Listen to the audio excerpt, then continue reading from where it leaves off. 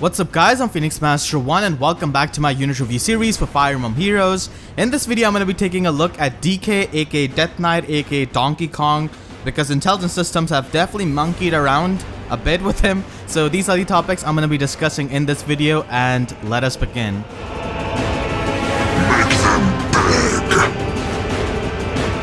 Death Knight is a Lance Cavalier. You might wonder why he's a Lance Cavalier when he's got a scythe weapon.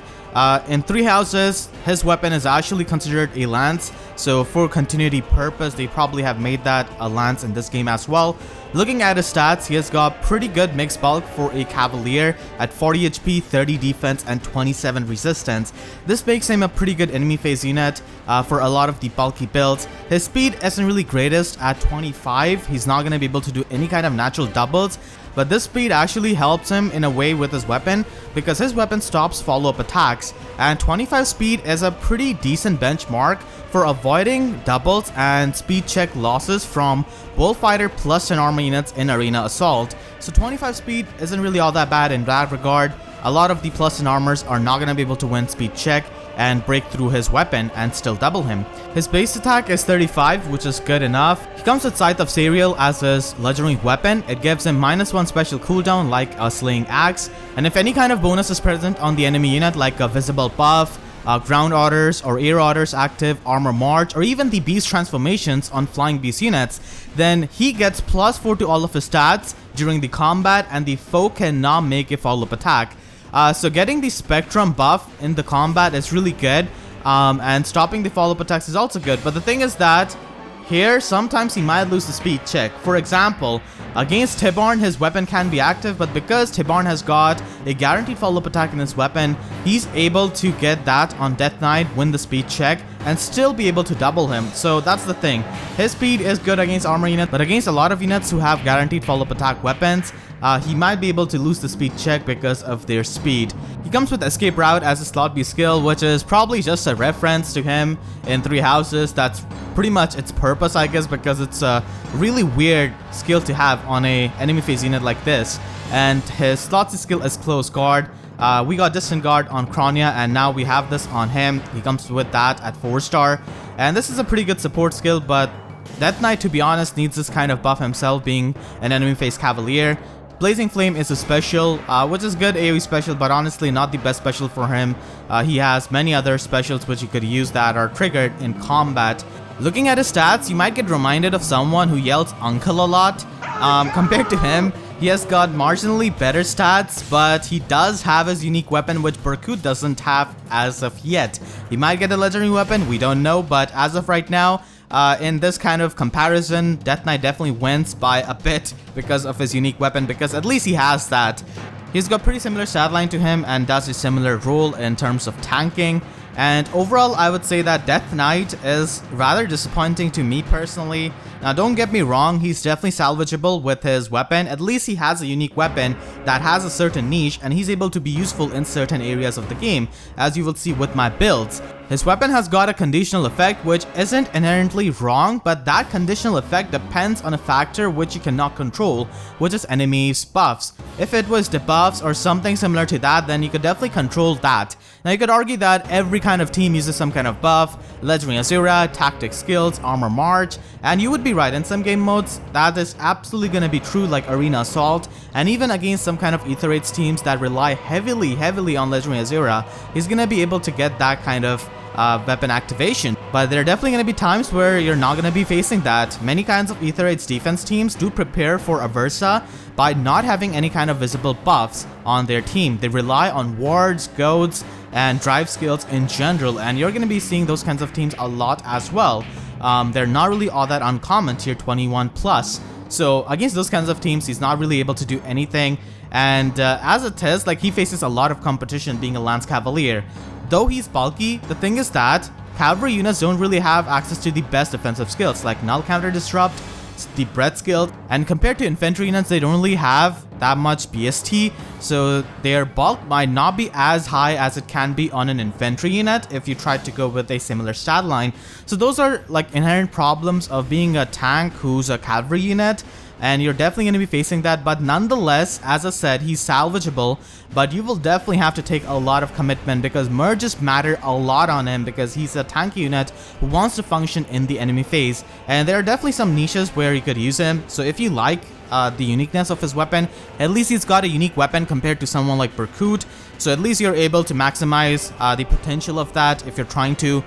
So not completely unsalvageable, he definitely has some niches which he could fill with his unique weapon, but not entirely too impressive either. And he comes with Close Guard as a 4-star skill, so you could definitely fodder him up for this skill. It's a pretty good skill to be given to your arena cheerleaders, I would say. Someone like Marth who has a support weapon, you could give that to him. You can use this with Tharja for arena, I guess. If you're right beside an ally, you're able to provide them with the debuff support from Tharja's Hex if they're attacked by a melee range enemy. And finally, Sorin as well, who's a pretty good support unit in arena. Close and distant guard skills do pale in comparison to ward and goat skills if you're using an emblem team, but they are usable when you're using a mixed team or completely infantry team. Watch as their bodies fall. His first build is a low investment build with steady stance from Silas, steady stance, close defense, and if his weapon is active, he's able to get pretty tanky in the enemy phase. And Bonfire becomes a 2-turn cooldown special, so it's really good budget special for him over his AoE special. You could definitely run Attack Smoke on his Slotsy and go with Steady Stance 4 if you want an expensive option, or even Steady Stance from Halloween Dorcas if you have him available for fodder. His second build is making him useful in Arena Assault. Now, as I said before, there are definitely some areas of the game where he's really useful, and Arena Assault is one of them, because in Arena Assault, you're going to be facing a lot of dual rally skills, a lot of armor march units, so he's almost going to be able to always have his weapon active, which is pretty good because he's able to stop their doubles. And as I said before, his speed is at a point where he's able to avoid losing the speed check against many kind of plus and bullfighter armor units who are pretty slow. You could run Triangle Depth and Sword Breaker to make him a good red check in Arena Assault, and Luna is pretty nice for cutting through the high defenses of those kinds of plus 10 armor units. Slotsy and Seal Slot is rather flexible actually, and Lancebreaker can be used if you want more coverage. His third build is using Attack Defense solo and Rouse Attack Defense. So it's a pretty good self-sufficient combo on a horse unit. This build allows him to reach 67 attack and 46 defense with the solo skills and his weapon active. And Ignis is a 3-turn cooldown special, and with Heavy Blade, you're going to be able to trigger that in a single round of combat in the enemy phase, which is going to be doing a lot of damage. But it's definitely pretty expensive when it comes to Slotte and Slotsy skill. His fourth build is for Aether Raid's defense. Aether Raid's defense is another aspect where he could be really useful. I cannot really argue against the fact that almost always people are going to be using visible buffs on Aether Raid's offense, and this gives him a niche in Aether Raid's defense. He can be used to set up drag back or lunge traps, and he can be used as a Wings of Mercy enabler because he's able to survive the attacks due to being able to deny follow-ups of the enemy. And you can have him drop to low HP and not really get taken out because of his weapon if it's active, and you can have Wings of Mercy units to just come in and gang up on the enemy, so that can be done.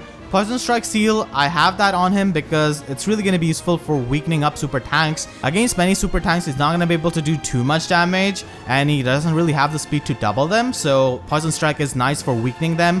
And you can make him a rally trap unit, I guess, to not make it completely obvious, but it definitely depends on your preference and what kind of defense team you've got going. But still, this build runs into some issues for Aether Raid's defense. Many super tanks who are faster than him will run Quick Riposte. Even if they just have like 32 or 33 speed, they are going to be running Quick Riposte.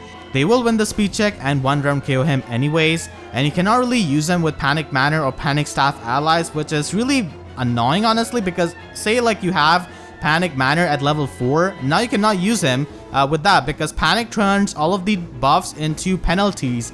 Buffs will not be present if you got hit with the Panic status. He can be used as a frontline unit for your defense team because he can soft check Gale Force strats, but units like Legendary Ephraim and Edelgard with their guaranteed follow-up attacks with enough speed can win the speed check to double him and trigger Gale Force unless you're running something like Guard on him. His fifth build is for Aether Raid's offense. He can be made into a good super tank because he does have good mixed bulk for a Cavalier. And this is with max investments. As I said before, merges are really going to be important for him. And he can be good against Aether Raid's defense teams that heavily rely on visible buffs with something like Legendary Azura or Rally Traps or Tactic skills, stuff like that, or rely on ground or air orders, because once again, those kinds of movement skills do have a status active on the units, so he's able to activate his weapon.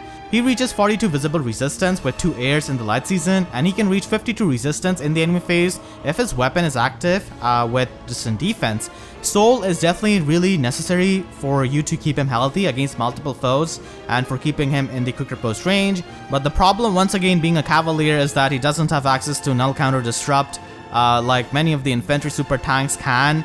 So that's going to be really annoying when you face Dazzling Staff opponents or Fire Sweep teams. There are definitely going to be teams which spam those kinds of things, so against them, you're not going to be able to do too much, and it's going to be really annoying. And as I said before, many teams in the higher echelons of Ether Raids don't really use any kind of visible buffs, and they just rely on goads, wards, and drives instead. So against those kinds of teams, Death Knight is not going to be able to activate his weapon and stop the follow-up attacks. And stopping the follow-up attacks is definitely something he's going to be relying on if you're trying to use him in Ether Raids, because he's going to get doubled by every single person. So preventing the doubles is definitely pretty important here. I just want to mention this, that you can also use him with Barkut Lance Plus or even Casablanca Plus if you don't really like his weapon all that much. But in these kinds of videos, I do try to keep the unique weapon of a unit for the builds. And the 6th build is a max tanking build with lull attack defense. So lull skills can nullify the buffs of foe, allowing him to hit harder and take less damage, while also being able to nullify the follow-up attacks and gain stats using Scythe of Serial. Now from what I know, lull skills actually don't counteract with this weapon, from what I've heard, so I'm not 100% sure, so don't quote me on that. But lull attack defense is pretty good if that's true, which I think it is. But if it's not true, then if the enemy has got speed and resistance buff, you can still just nullify their attack and defense buffs, which is going to be really helpful. And Death Knight doesn't really care about like resistance and speed buffs, obviously, unless he's going to be losing some kind of speed check. So in that regard, like lull skills can be pretty useful, and specifically lull attack defense. And you could use Quick Riposte as a Sacred Seal, but if you don't like lull skills, then you could run Quick Riposte 3 on slot B and have some other kind of defensive Sacred Seal. Definitely pretty expensive build. And his final build is a max investment distant counter build. So this is the build for all of the Death Knight enthusiasts. Ruptured Sky is a 1-turn special with his weapon, which he can instantly retaliate back with. Also, as I said before, against the Flying Beast units, he's going to be able to activate his weapon, so he's able to have more attack and then instantly retaliate back with Ruptured Sky, so that's going to be pretty nice. Your slot C is rather flexible, and even the special if you want to run something like Ether, but definitely is going to be expensive with all of these premium skills. I have detached from all, even family. For his teammates, Horse Emblem is of course really good. Someone like Veronica can heal up a enemy phase unit like Death Knight and also provide the buffs to him and debuffs to the enemy. Reed is also pretty good because he can check the green foes which threaten Death Knight, and he can also provide the debuff with his slot B skill, and debuffs are definitely going to be pretty useful with Death Knight. And because he's going to be struggling against many of the green units, you want to run a strong green check. And if you're going to be using him in Ether Raid's offense, then a support bot like Male Corrin or Kaden will definitely help a lot. As for his counters, in Ether Raids, you're going to be facing a lot of Veronicas and Fire Sweep weapon users. I'm just using Roderick as the one because usually a lot of people run Roderick. It's easy to have him set up for your defense team, but in general, I mean like Fire Sweep weapons, and they are going to be really annoying because he doesn't have access to null counter disrupt, as I mentioned before. And Sonya with her nuke build on an infantry pulse team can definitely be annoying as well. And for Arena Assault, you're going to be running into a lot of annoying green armor units like Male Grima, Legendary Hector, and Surtur. So definitely need some green checks for that.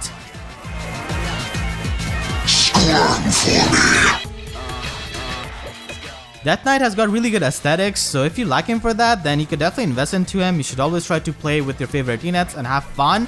But if you find his weapon unique and you want to build him up as an enemy phase Cavalier, then that's also a pretty good reason to upgrade him. And if you have any kind of use of him in the areas he's useful in, like Arena Assault, Ether Raids, as I mentioned before with my builds, then yeah, you can upgrade him.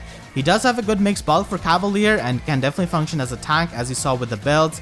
But there are many reasons why you may not want to upgrade him. He's in a oversaturated class type, and horse units aren't really the best tanks in Ether Raids because of lack of null counter disrupt, as I said before, and also the fact that they don't have a lot of BST compared to infantry units. While he's useful in some scenarios, he has a situational weapon at the end of the day, whose activation depends on something you cannot directly control, which is buffs on the enemy. And now let's take a look at some of the reasons why you may or may not want to invest into him with your Heroic Grails. So it's going to be taking 2,200 Grails to plus and merge him, at least until he gets some kind of a run. And if you want to make him a super tank in Ether Raids, then you could definitely do that if that's something you like. And he's a good candidate for distant counter skills when it comes to Cavaliers because of his mixed bulk. And merges help him a ton, as I said before, so that's going to be really important. But once again, there are going to be many reasons why you may not want to upgrade him. Once again, the competition is insane, and Barcud himself is also an option who will take less Grails to reach plus and merge, and can do a similar tank role. He doesn't have the unique weapon which Death Knight has got, but if you plan on using Barcud Lance or Casablanca Plus on Death Knight over his unique weapon, then you might as well go with Barcud and save some of the Heroic Grails because he has got more reruns than Death Knight as of right now. So if you plus and merge him, he's not going to be doing too much for your arena team. I feel like he's one of the units which not a lot of people are going to be investing into and upgrading, and only the few dedicated ones are going to be investing heavily. So that's going to be it for this unit review. I hope you guys enjoyed. If you did, then please be sure to leave a like and share this video with your friends who are interested in Death Knight, and be sure to subscribe for more Fire Emblem Heroes content and also Fire Emblem Three Houses content because I am doing a Let's Play of mine. And please be sure to hit the notification bell and click on all so that you can always get the updates to my videos whenever I upload. Because similar to Death Knight's weapon, sometimes YouTube sub boxes also do not function and are not active. So with that being said, I'll see you guys next time. Thank you so much for watching and have a great day.